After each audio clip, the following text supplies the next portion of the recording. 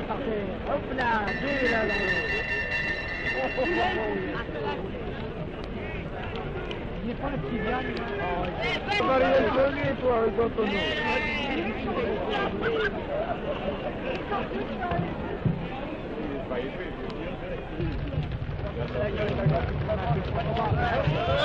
Il prend trop bon.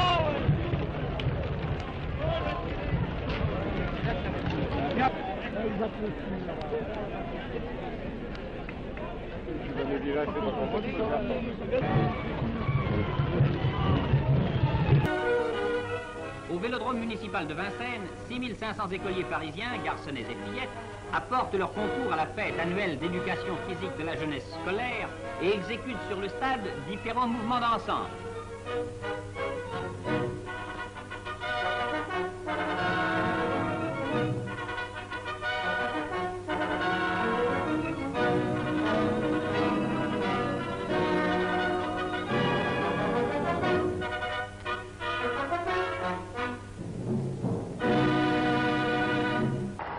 Image plus pacifique. Le vélodrome municipal de Vincennes a repris son activité lui aussi. La bicyclette est à la mode, plus que jamais. Et le sport n'a jamais manqué de spectateurs, sinon de pratiquants.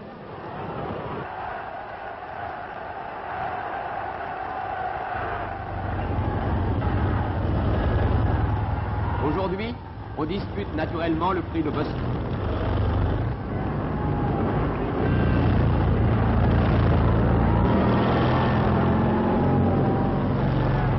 C'est même le lieutenant américain Morehouse qui remet un bouquet au vainqueur. Au vélodrome municipal à Vincennes, 10 000 jeunes garçons et jeunes filles des écoles de Paris participent à une fête de gymnastique. Les mouvements d'ensemble exécutés par 3000 garçonnets n'atteignent peut-être pas la perfection des célèbres sokols tchèques ou yougoslaves. Mais on ne peut qu'applaudir à ces démonstrations qui préparent l'enfant au sport individuel ou d'équipe.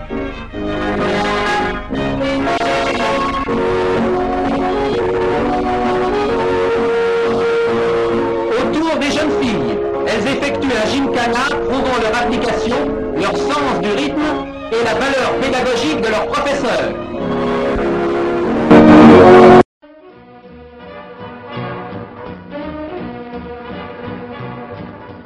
Cette admirable démonstration gymnique est une des manifestations qui ont été organisées sous la présidence de M. André Maurice, secrétaire d'État à la jeunesse et au sport, pour commémorer l'anniversaire de la mort de Léo Lagrange, qui fut secrétaire d'État au sport et aux loisirs.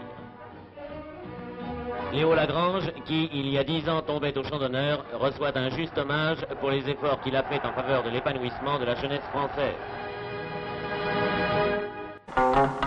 L'hiver sur le petit anneau de l'INS, au beau jour sur la vieille et populaire Cipale, Trentin et Morlon répètent le sprint pour battre à l'étranger des records du monde supérieurs à ceux des professionnels. Sur 200 mètres, Morlon a roulé à 66 km/h. Sur 500 mètres, Trentin a dépassé 62 km. Sur un tandem archaïque que Gérardin acheta d'occasion à deux Anglais il y a 40 ans, ils ont atteint la vitesse effarante de 72 km.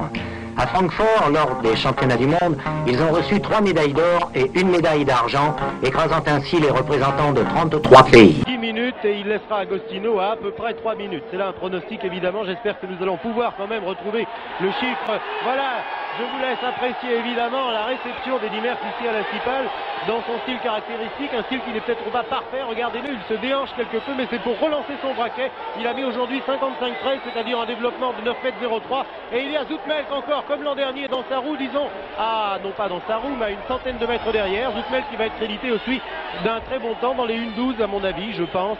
Le temps de Merckx, 1,10-15, 1,10-16 pour l'instant. Le temps d'Agostino au deuxième, pour l'instant, 1,13-08, c'est dire que Merckx va laisser Agostino à peu près 3 minutes.